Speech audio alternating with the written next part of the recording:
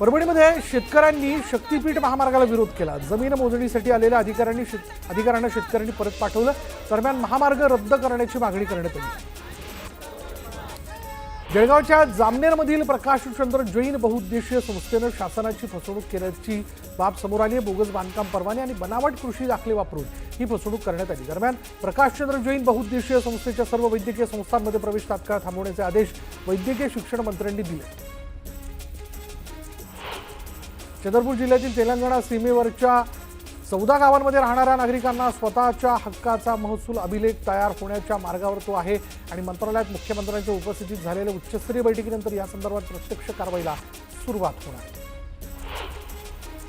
परभणीमध्ये व्यापाऱ्यांनी जनावरांच्या बाजाराकडे पाठ फिरवल्यानं शेतकऱ्यांनी चिंता व्यक्त केली। दरम्यान लक्ष घालण्याची मागणी जी ती शेतकऱ्यांनी सरकारकडे केली।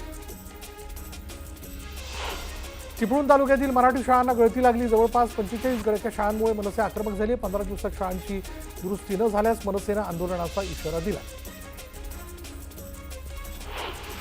कर्जत तालुक्यातील मिरजगावपासून अवघ्या 4 किलोमीटर अंतरावर असलेल्या तिखी गावात बिबट्याचं दर्शन झालं आणि त्यामुळे नागरिकांमध्ये भीतीचं वातावरण निर्माण झालं।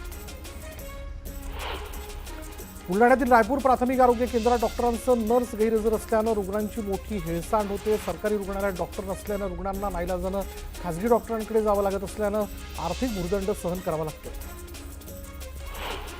गोंदिया जिल्ह्यातील जवळपास 17,000 शेतकरी धान विक्रीपासून वंचित राहिलेत आणि गोंदिया जिल्ह्याची 12 लाख क्विंटल वाढीव उद्दिष्टाची मागणी होती। मात्र शासकीय केंद्रांवर खरेदी थांबवल्यानं शेतकऱ्यांच्या चिंतेत भर पडली। नाशिकमध्ये शिवभोजन योजनेत लाखोंचा घोटाळा झाल्याचं उघड झालंय। एकाच लाभार्थ्याचा फोटो वापरून अनुदान लाटल्याचा प्रकार समोर आलाय। जिल्हा पुरवठा विभागाकडून तक्रारीची गंभीर दखल घेण्यात आली। रायगडच्या मुंबई गोवा महामार्गावरील पादचारी पुलावर दारू पिऊन बाटल्या टाकत असल्याचं समोर आलं आणि त्यामुळे तळीरामांवर तातडीनं कारवाई करण्याची मागणी नागरिकांनी केली। गंगाखेड तालुक्यातील खोकलेवाडी इथल्या मुख्याध्यापकानं शाळेतच मद्यप्राशन करत असताना त्याचा व्हिडिओ व्हायरल झाला होता। त्यानंतर या मुख्याध्यापकावर निलंबनाची कारवाई करण्यात आली। जिल्हा परिषदेच्या मुख्य कार्यकारी अधिकाऱ्यावर कारवाई करण्यात आली। नंदुरबार जिल्ह्यातील अक्कलकुवा तालुक्यातील पिंपळखुटा ते तोलवापाडा दरम्यान रस्ता मंजूर होऊनही काम सुरू न झाल्यानं ग्रामस्थ आणि विद्यार्थ्यांना धोकादायक प्रवास करावा लागतो। रस्त्याची अतिशय दुरावस्था झाली, मात्र तरीही प्रशासनाचं दुर्लक्ष होत असल्यानं ग्रामस्थांनी संताप व्यक्त केला। बुलढाण्यातील देऊळगाव राजा तालुक्यातील युवा शेतकरी पुरस्कार प्राप्त कैलास नागरे यांनी आत्महत्या केली आणि यावेळी त्यांच्या पत्नीनं जिल्हाधिकाऱ्यांची भेट घेत मुख्यमंत्र्यांनी मुलांचं पालकत्व स्वीकारावं अशी मागणी केली। पालकत्व न स्वीकारल्यास 21 जुलैपासून अन्नत्याग आंदोलनाचा इशारा देण्यात आला। टाळ मृदुंगाच्या गजरात श्री ग्रंथ गजानन महाराजांची पालखी परतीच्या मार्गावर आहे। गजानन महाराजांची पालखी बीडमध्ये दाखल झाली असता छत्रपती शिवाजी महाराज चौकात मोठ्या उत्साहात पालखीचं स्वागत झालं आणि यावेळी दर्शनासाठी भाविकांनी गर्दी केली होती। ये रे रे पैसा 3 या मराठी सिनेमाच्या सर्व कलाकारांनी साई दरबारी उपस्थिती लावत साईबाबांचं दर्शन घेतलं आणि यावेळी निर्माते अमेय खोपकर, दिग्दर्शक संजय जाधव, उमेश कामत, सिद्धार्थ जाधव आणि तेजस्वरी पंडित यांनी साईबाबांचं दर्शन घेतलं। राजापूर तालुक्यातील तारळ गावात मागील काही दिवसांपासून पिण्याच्या पाण्याची बोंब आहे, तर पावसातही नळाला पाणी येत नसल्यानं संतप्त ग्रामस्थांनी थेट ग्रामपंचायतीलाच टाळे ठोकण्याचा इशारा दिला। नांदेड शहरातील आसना परिसरात 3 तरुणांनी एका महिलेसोबत अश्लील वर्तन करत तिला शिवीगाळ करत दुचाकीला धडक देत पळ काढलाय आणि या घटनेनंतर पोलिसांनी तात्काळ कारवाई करत तिघांवर गुन्हा दाखल करत त्यांची दुचाकी जप्त केली। शिर्डीत शेतकऱ्यांच्या मालकीच्या जमिनी परत मिळवण्याकरता अनेक वर्षांपासून संघर्ष सुरू। यावेळी हतबल झालेल्या शेतकऱ्यांची अकाली पडीत जमिनीसाठी मंत्री विखे पाटील यांच्यासह राज्यपालांची भेट घेत गारठं घातलंय।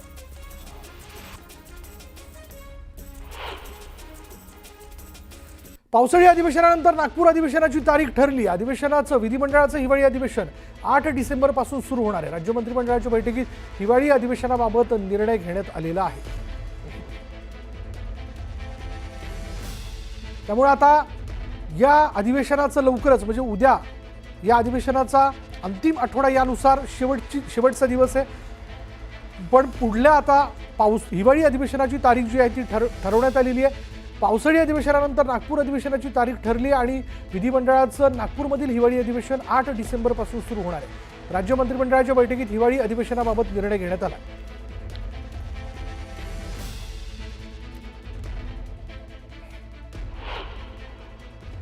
नागपूरमध्ये मुसळधार पावसाने हजेरी लावली. अंडरपासमध्ये मोठ्या प्रमाणात पाणी साचले, यामुळे वाहतुकीवर परिणाम झाला. गोसेखुर्द धरणाचं बॅकवॉटर आणि अतिवृष्टीनंतर निर्माण होणाऱ्या पूरपरिस्थितीचा भंडाऱ्यातील गावांना चांगलाच फटका बसलाय. मात्र गणेशपूर, बेला आणि भोजापूर या 3 गावांना पूरबाधितांच्या पुनर्वसनाच्या यादीतून वगळण्यात आल्याचा आरोप करत पूरबाधित पुनर्वसनाच्या मागणीकरता एकवटले. घनसावंगीत झालेल्या मुसळधार पावसामुळे नदी नाल्यांना पूर आला. मागील 20 दिवसात जालन्यात पावसानं पाठ फिरवली होती, मात्र पावसाच्या पुनरागमनानं सर्वांनाच दिलासा मिळाला. जालन्यातील घनसावंगी तालुक्यात झालेल्या मुसळधार पावसामुळे पिकांचं नुकसान झालंय. सोयाबीनसह कापूस पीक पाण्याखाली गेल्यानं शेतकरी हताश झाला.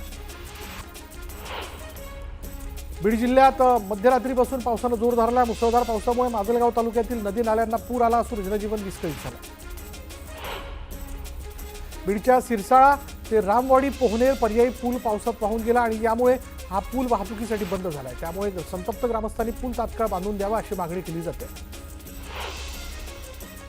मनमाडजवळ असलेला ऐतिहासिक अंकाई किल्ल्याचं सध्या सौंदर्य खुललंय. पावसाळ्यात निसर्गाच्या सानिध्यात विराजमान झालेला हा किल्ला पर्यटकांसह ट्रेकर्ससाठी आकर्षणाचा केंद्रबिंदू ठरतोय. पुण्यातील भिडे पूल बंद असल्यानं नागरिकांनी नाराजी व्यक्त केली. भिडे पूल बंद असल्यानं वाहतूक कोंडीने पुणेकर त्रस्त झाले. त्यामुळे तातडीनं हा पूल सुरू करण्याची मागणी नागरिकांनी केली. तुळजापुरात सरकारी अधिकाऱ्यांना व्हीआयपी दर्शन पासची खैरात वाटण्यात आली. गेल्या 2 महिन्यात 886 अधिकाऱ्यांनी निशुल्क दर्शन घेतलंय. सामान्य भाविक देवीच्या दर्शनासाठी रांगेमध्ये उभं राहून त्रस्त झाले. लातूर जिल्ह्याच्या उदगीर इथं विविध मागण्यांसाठी उदगीर जिल्हाधिकारी कार्यालयासमोर आंदोलन करण्यात आलं. राज्यातील शेतकऱ्यांना संपूर्ण कर्जमाफी द्यावी या प्रमुख मागणीसह लाडक्या बहिणींना दरमहा 2100 रुपये द्यावेत, निराधार अपंगांना अनुदान वाटप करावं, बेरोजगारांना 10,000 अनुदान द्यावं, अशा विविध मागण्यांसाठी हे आंदोलन करण्यात आलं.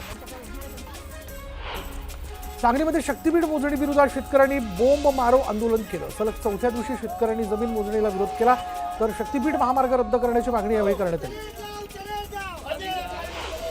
लातूरच्या देवणी नगरपंचायतीच्या कर्मचाऱ्यांनी भीक मागवा आंदोलन केलंय. गेल्या 10 महिन्यांपासून रखडलेलं वेतन देण्याची मागणी करण्यात आली.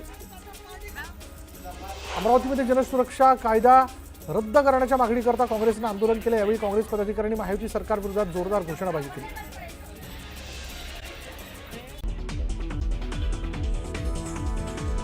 उद्धव ठाकरेंनी घेतली मुख्यमंत्री फडणवीसांची भेट. त्रिभाषा सूत्र आणि विरोधी पक्ष नेतेपदावर दोघांमध्ये चर्चा. हिंदीची सक्ती हवी कशाला, हे पुस्तक ठाकरेंनी फडणवीसांना दिलं.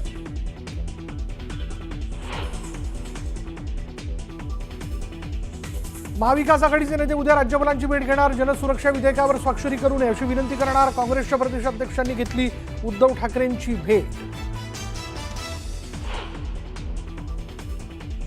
विधानसभेत पेन ड्राईव्ह दाखवत नाना पटोलेंकडून हनी ट्रॅपचा मुद्दा उपस्थित. हनी ट्रॅप प्रकरणी सरकार गंभीर नसल्याचा आरोप, तर आपल्याला कोणालाही ब्लॅकमेल करायचं नसल्याचंही विधान.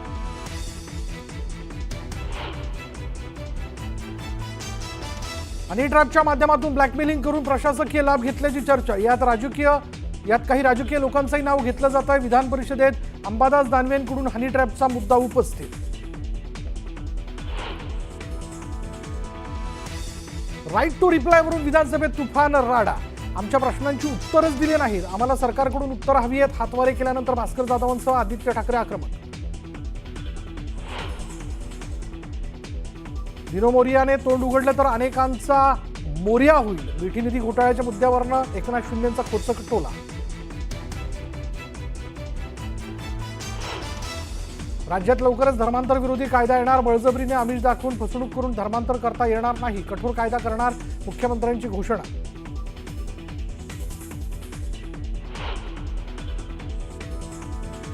उमरेंच्या चालकाच्या नावावर 500 कोटींची 8.5 एकर जमीन, नियम डावलून जमीन घेतल्याचा इम्तियाज जलील यांचा आरोप. चौकशी करण्याची मागणी.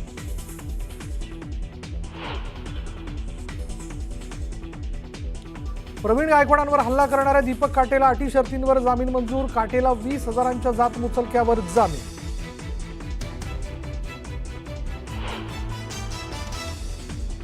पाटणाच्या रुग्णालयात गोळीबाराची धक्कादायक घटना. 5 जणांकडून रुग्णालयात घुसून बेछूट गोळीबार. चंदन मिश्राची हत्या करून आरोपी पसार.